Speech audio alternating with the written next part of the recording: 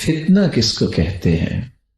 یفتینوں سے ہے، اور اس کا مطلب ہے آزمائش، اس کا مطلب ہے امتحان۔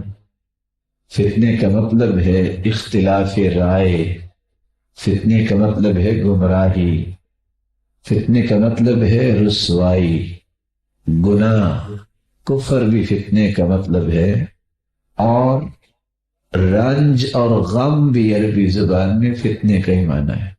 فتنہ جب دنیا میں آتا ہے تو ہر شخص کا امتحان ہوتا ہے کہ اب اس فتنے میں وہ رویہ کون سا اختیار کرتا ہے، بزدلانہ یا بہادری کا رویہ۔ جب آزمائش آتی ہے تو بہت سارے لوگ گناہ کو سینے سے لگا لیتے ہیں، آزمائش کا مقابلہ ذکر الہی یا شرعی جو طریقے ہیں ان کے ساتھ نہیں کرتے۔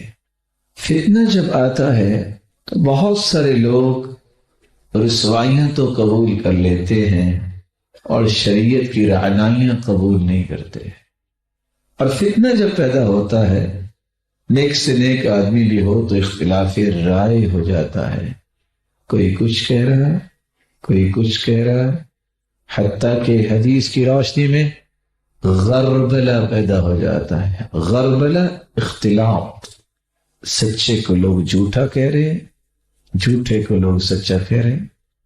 اس لیے علماء یہ کہتے ہیں الفتنہ ہی ما یبین بها حال المرء من الخیر والشر۔ فتنہ اور آزمائش جب آتی ہے پھر انسان کی دو چیزوں میں سے ایک چیز ظاہر ہوتی ہے، یہ خیر والا انسان ہے کہ شر والا انسان۔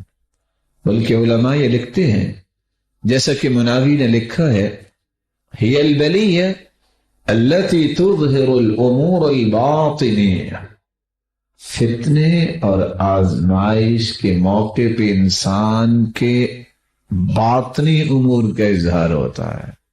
ویسے پہلی صف میں نماز پڑھے گا، فتنہ آ گیا اولاد کا، مال کا، پہلی صف سے اٹھے گا نماز پڑھنے کے بعد، اور اپنے بیٹے اور بیٹی کے نکاح میں پہنچے گا جہاں رقص ہو رہا ہے، کوئی پرواہ نہیں۔